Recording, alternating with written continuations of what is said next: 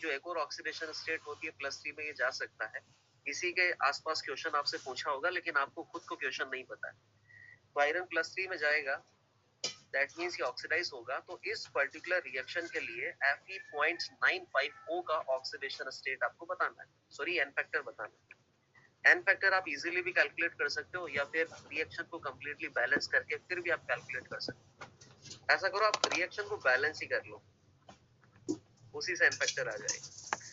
तो Fe अपने पास कितने 0.95, यहाँ पे कितना है 1.95, इसके सामने लगा दो। ऑक्सीजन एटम लगा दो बेटा, H2, यहाँ पे कितना आ जाएगा 2H+। अब यहाँ पे कितना चार्ज है बेटा 2+ का, यहाँ कितना चार्ज है 0.95 मल्टीप्लाइड बाय 3+ का चार्ज। तो 2+ का चार्ज अगर आपको मेंटेन करना है तो कितने इलेक्ट्रॉन आपको यहाँ पे ऐड करने पड़ेंगे, बताओ कितने इलेक्ट्रॉन ऐड करने पड़ेंगे 2+ का चार्ज मेंटेन करने के लिए। 5 हो गया, 2.58+ का चार्ज है, तो आपको बेसिकली 0.5 इलेक्ट्रॉन ऐड करने पड़ेंगे। ठीक है, ये रिएक्शन आपके पास कंप्लीटली बैलेंस्ड है। अब क्या करना है, number of electrons that is involved in balanced redox reaction, 0.85 electrons are involved in this particular balanced redox reaction, divided by stoichiometric coefficient of the compound divided by 1। ये अपने पास Fe 0.950 का N factor आएगा। तो इस तरीके से आप approach कर लिया करो जब भी ऐसे कंपाउंड आए। थोड़ा सा भी अगर आपको कंफ्यूजन हो ना, रिएक्शन को कंप्लीटली बैलेंस करो, बैलेंस करने के बाद ही उसका जो एन फैक्टर है वो आप बताओ। थोड़ा टाइम लग जाएगा, 10-20 सेकंड एक्स्ट्रा, लेकिन कोई दिक्कत नहीं।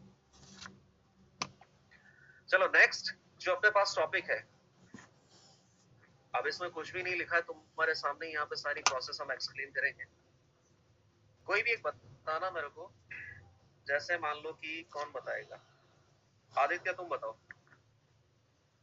आदित्य बताएगा मेरे को इस क्वेश्चन में क्या गड़बड़ है। ब्लीचिंग पाउडर का सैंपल आपको दिया जाता है, देखना अभी ब्लीचिंग पाउडर के सैंपल में क्लोरीन कितना प्रेजेंट है, ये बता सकते हो क्या, वेट परसेंट बोलो। ब्लीचिंग पाउडर के सैंपल में क्लोरीन कितना प्रेजेंट है, फटाफट बताओ। बाकी कुछ नहीं दे रखा मैंने आपको। आदित्य आवाज आ रही है? Yes sir. ब्लीचिंग पाउडर के सैंपल में क्लोरीन कितना प्रेजेंट है? हाँ बोलो। तो ब्लीचिंग ऐसे नहीं बता सकते सीधे, मतलब इसमें कैसा नहीं, +1 में भी है -1 में भी है। अरे तो उससे थोड़ी फर्क पड़ रहा है यार, +1 में भी है -1 में भी, ये क्या बात हुई। क्लोरीन के ऑक्सीडेशन स्टेट में तुमसे थोड़ी पूछ रहा हूँ, मैं तो ये पूछ रहा हूँ कि ब्लीचिंग पाउडर के सैंपल में क्लोरीन कितना प्रेजेंट है। चलो इससे सिंपल क्वेश्चन देता हूँ। CH4 मीथेन गैस का सैंपल आपको दे रखा है, चाहे 1 किलो का सैंपल हो चाहे 10 किलो का सैंपल हो, मीथेन गैस दे रखा है। मीथेन गैस के सैंपल में कार्बन का वेट परसेंटेज क्या है? मोल कंसेप्ट में सीख गए बेटा तुम ये सब चीज। बताओ कार्बन का वेट परसेंटेज क्या है मीथेन गैस के सैंपल में? 12/16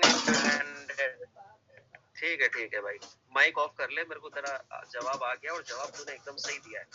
लेकिन जो तुमने जवाब दिया ना, क्या अज्यूम करते हुए दिया है, उसका असम्पशन क्या है? That CH4 sample is what? Pure। और CH4 सैंपल जो है वो प्योर ही होगा, ये अजम्पशन आपको अपने आप ही लेना पड़ेगा, क्योंकि इम्प्योर होगा ये तो किसी ने बोला नहीं है। आपने सोचा कि CH4 का सैंपल है, तो CH4 का 5 किलो का सैंपल हो, 10 किलो का सैंपल हो, 1000 किलो का सैंपल हो, उससे क्या फर्क पड़ता है, तो उसमें CH4। तो CH4 में कार्बन का वेट परसेंटेज क्या होगा? Weight of the carbon divided by total weight multiplied by 100। तो आपने CH4 के एक मॉलिक्यूल की तरफ देखा, एक मॉलिक्यूल की तरफ देखो या 1000 मॉलिक्यूल की तरफ देखो, कोई फर्क नहीं पड़ेगा, because you have pure CH4। एक मॉलिक्यूल के अंदर कार्बन का वेट कितना है? 12 है। एक मॉलिक्यूल में टोटल वेट कितना है? 16 है। तो ये अपने पास 75% कार्बन प्रेजेंट है। ब्लीचिंग पाउडर के सैंपल में भी आप इस तरीके से क्लोरीन का वेट परसेंटेज बता सकते हो। What will be the wait percentage of chlorine? 35.5 multiplied by 2। This much chlorine is present divided by total weight. Total weight कितना हो गया? 40 plus 16 plus 35.5 multiplied by 2 multiplied by 100. This is what chlorine weight percentage present in bleaching powder sample. लेकिन ये answer correct कब होगा? जब bleaching powder का sample अपने पास कैसा हो? प्योर हो। दिक्कत क्या आती है कि बाजार से जो ब्लीचिंग पाउडर का सैंपल खरीद के हम ला रहे हैं ना, दिस इज नॉट प्योर।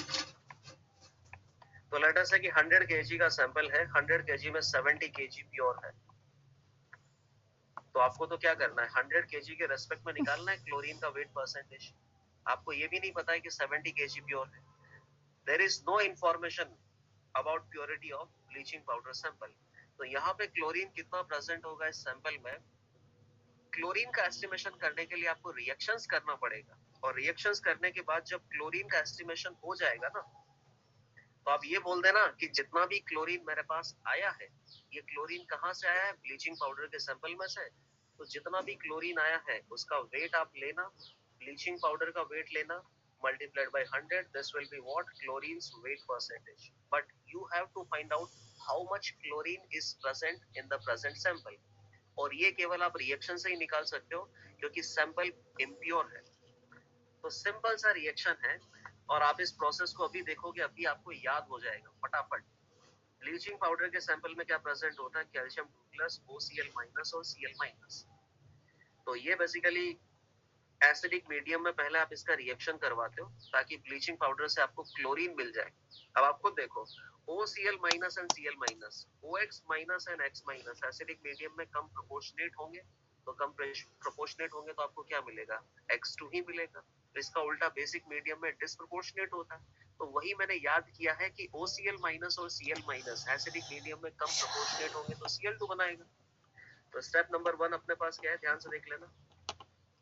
पहले आप ब्लीचिंग पाउडर का रिएक्शन करवाते हो एसिडिक मीडियम में, उससे क्या बनेगा, Cl2 बन जाएगा, CaSO4 बन जाएगा प्लस वाटर बन जाएगा। कुल मिला के जितना भी Cl2 बना है, this Cl2 came from what, bleaching powder sample. अब Cl2 कितना बना है ये एस्टिमेट आपको करना है, एस्टिमेशन ऑफ Cl2।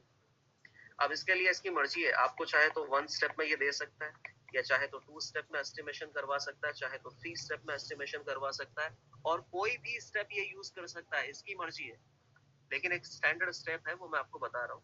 ये क्या करते हैं, Cl2 की रिएक्शन करवाते हैं एक्सिस ऑफ Ki से, I- के इलेक्ट्रॉन छीन लेगा तो खुद चला जाएगा 2Cl- में, ऑक्सीडाइज करवा देगा। I2 का एस्टिमेशन करवाने के लिए हाइपो सॉल्यूशन यूज कर देते हैं।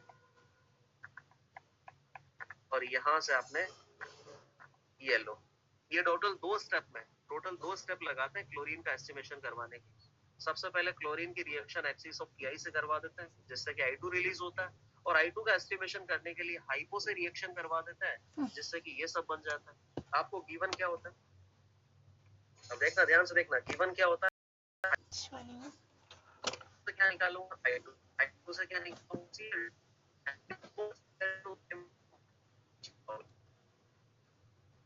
तो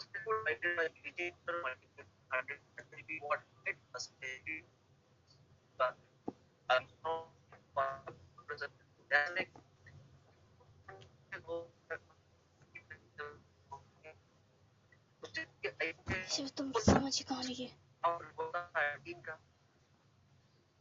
के जो बोल है वो हाइपो,